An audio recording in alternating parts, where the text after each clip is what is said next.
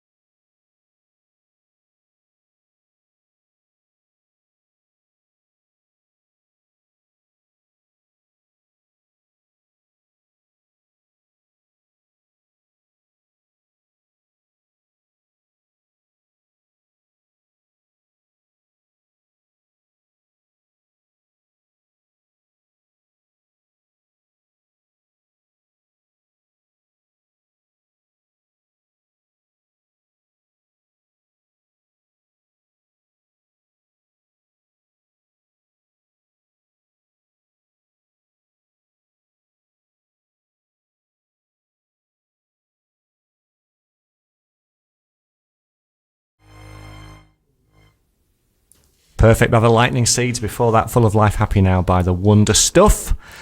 And we've been talking with David Chandler, the man who's taking part in the Lancashire Challenge on Friday, visiting all 62 railway stations in Lancashire in one day. And a big postbox enthusiast as well. Just been telling me one of his ambitions is to be on the Edinburgh Fringe and do a one-man show all about his love of postboxes. Which sounds fascinating. It does.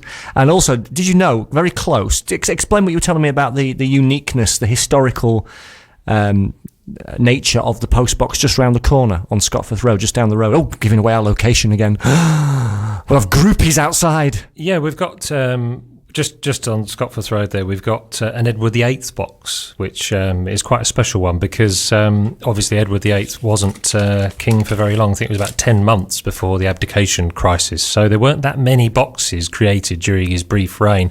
And in fact, there are only about 130 in the whole of Britain. And we've got one right here in Lancaster. So it's a bit for the enthusiast. It's one you give it a little stroke when you walk past. It's something special. You stroke post boxes? No, I don't. That's just in a bit of humour. But it's a beautiful box, and because they're unusual, obviously, it gives you a free sort of excitement when you come across one somewhere. I'm also a big enthusiast of the London Underground, and I was at Wanstead Tube Station a few months ago, and I photograph underground stations both inside and outside, and I went outside to photograph the station, and there was an Edward VIII box right outside the tube station, so I was able to get a picture of an Edward VIII box and a tube station in one shot. It's like heaven. So I love how you're so enthusiastic about these things that most people really don't care about. No. I think that's why it's like I feel they But it's need to great. be loved. Although there are a lot of postbox enthusiasts out there, I'm actually a member of the Letterbox Study Group. Really? Do you want to see my membership card? Maybe later. That's not a euphemism, by the way. You're clearly a knowledgeable man, though, David. You used to be involved. I know you used to be involved with the Winter Gardens as well, and you're clearly a knowledgeable man about Morecambe. And so we're going to put that to the test now, because you're going to play the game that so far no one's managed to get 100% on.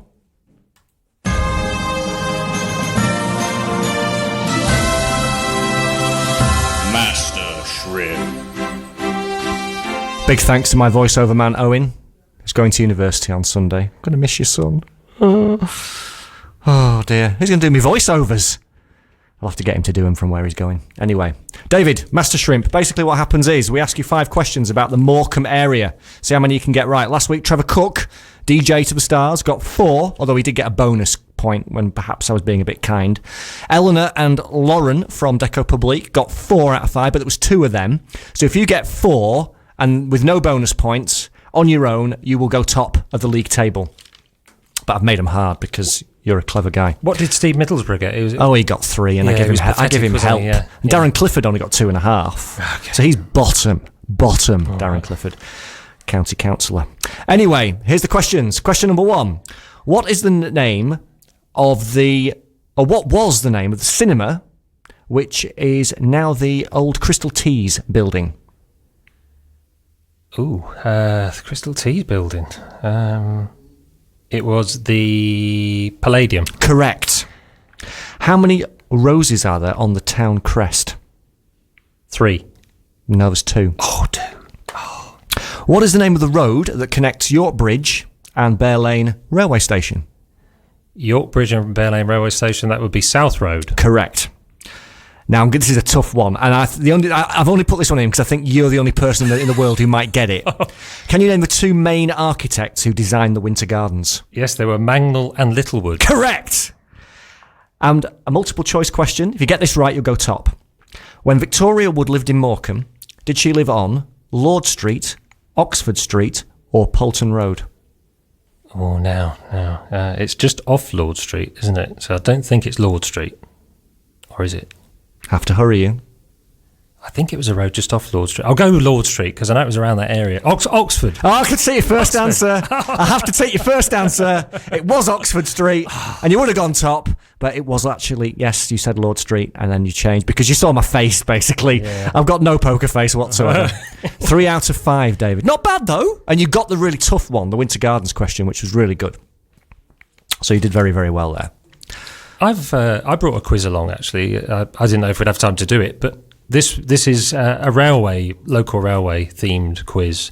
I mean, maybe we'll have time to quickly whiz through that if you want to put your local railway knowledge to the test. I'm not sure about that. I don't know a lot about local railways. Is there an incentive? Well, I've got money or something? I did bring with me a rather special souvenir ticket from Green Air Rises, which was a fantastic event that we held in Lancaster Library in May to mark 50 years since the closure of Lancaster Green Air. I don't think you were able to make it. I think you were busy that weekend. But this is a very special numbered souvenir ticket, and you can have that. Really? Yeah. You give that to me? I'll give that to you if you want to have a go at... it's 10 questions. 10 questions? So we might We've got 8 minutes. Do you want to just do... Go on, quick fire. Go on, hit me with them. Hit me with your 10 questions about local railways. Go. When was Lancaster's first railway station opened? Not a clue. Guess. 1871. 1840. Which station was used as a location for the 1945 film Brief Encounter? Carnforth. 1. Oh, so they're not. It's Bing, isn't it? Bing. Yay. 1. Question 3. Which of these was not a station in Morecambe? Northumberland Street, Sandylands, Poulton Road. Was not a station in Morecambe. It's definitely not the first one. Because that was. Gonna have to hurry. I'll say Sandilands. Correct. 2 so far. Conda Green was a station on which branch line from Lancaster? No, Conda Green. I don't know. Have a guess. I have to hurry you. It'd be either Leeds or Carlisle. I don't know. Leeds. You know where Conda Green is? No, I don't know. I'm already It's on sorry. the way South, to isn't Glasson. It's south. Glasson Sorry. Dock. It's because I'm under pressure. I'm under pressure. Next one. In which year did electric trains first run between Lancaster and Morecambe? Oh, I don't know. Guess. 1948. 1908. Okay. Unlucky. Which bridge carries the West Coast Main Line over the River Loon? Carlisle Bridge. Well done. That's 3. Which of these was once a station? Borwick, Boltonley Sands, Hess Bank. Hess Bank. All of them. Oh, well, I was right then. Yeah, so one was. Technically, I was right. Yeah, we'll give you a point for that then. 4. Thank you. There's a plaque on platform 3 of Lancaster Station which recalls the engineer of the West Coast Main Line. Who was he? Don't know. You need to go and have a look at this. I do. Yeah, it was Joseph Locke. Yes, I've heard of him. You'll have seen it. Question 9. Which station would you have arrived at after travelling east from Green Air? What would have been the first station you would have arrived at? East from Green Air. East from Green Air. Do you ever cycle down there nowadays? Lancaster. No. Holton. Oh. Holton. Okay. And final question. What year did Lancaster Green Air close? 1965. 66. Oh, do you know what? 66. It was 50 years, wasn't Yeah. it? And I just thought you'd done it last year, but it was this year. It's been a long year. That was close. Yeah, I knew it was 50 years it needed the Green Air Rising, but I thought it was last year. As you got 4, I'll give you 4. 4.5. I was close on the last one. I'll give you the Green Air. Oh, that's very tickets kind. there. That's very kind. Special Thank gift. you. I'm really impressed I actually managed to get 4. You did very well. Very well. Because it's my little boy who's the trains enthusiast. Dale likes trains. But thank you for testing me. I now know how my guests feel. I may not do it again. It might be the end of Master Shrimp. But no, 3 out of 5. You did very well. You did very, very well indeed.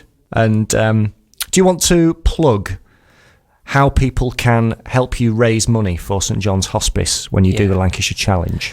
Well, there's a Just Giving page, which is www.justgiving.com/Lancashire Challenge. You can also donate by text. If you text the code RAIL62 and an amount to 70070, so 70070, then you can donate by text. And if people see me in person on the day, we can take donations and put all that into the pot for the hospice. So Just Giving and the text, and follow us on Twitter. It would be hashtag Lancashire Challenge. We'll be tweeting all day where we're up to, and on Facebook and stuff. And there'll be updates. We'll be updating on the Friday Night 3 show on Friday at some point. Listen to that 7:00 on Friday, because it's a great show. It's kind of like the Resident Extended, I think. Well, actually, no. It's really good. It's unlike the Resident, which you were calling the Retirement before you came on this show. It was. I think what it was I heard the edition with you and Steve Middlesbrough, and for some reason the word retirement stuck in my mind. Yes, indeed. Yes. Hi, Steve. Sorry, I only joking. He's great, Steve. Coming up to 7,000 grey hairs. Gigs. That's it. Gigs. Thank you very much for being on the show, David. My pleasure. I'll be back next Tuesday. Before that, I'll be on with Silent Mark and Evil Lewis at 9:00 on Thursday on Beyond Radio on the dedicated wrestling show for wrestling fans and non-wrestling fans too. This programme is scheduled for one fall. Every week we play out with the cheesiest song imaginable, and I don't know why I picked this one this week, probably because I was struggling. So I'll play out with Baltimora from 1985. Tarzan Boy. Thank you to David. See you next week on The Resident. Cheers.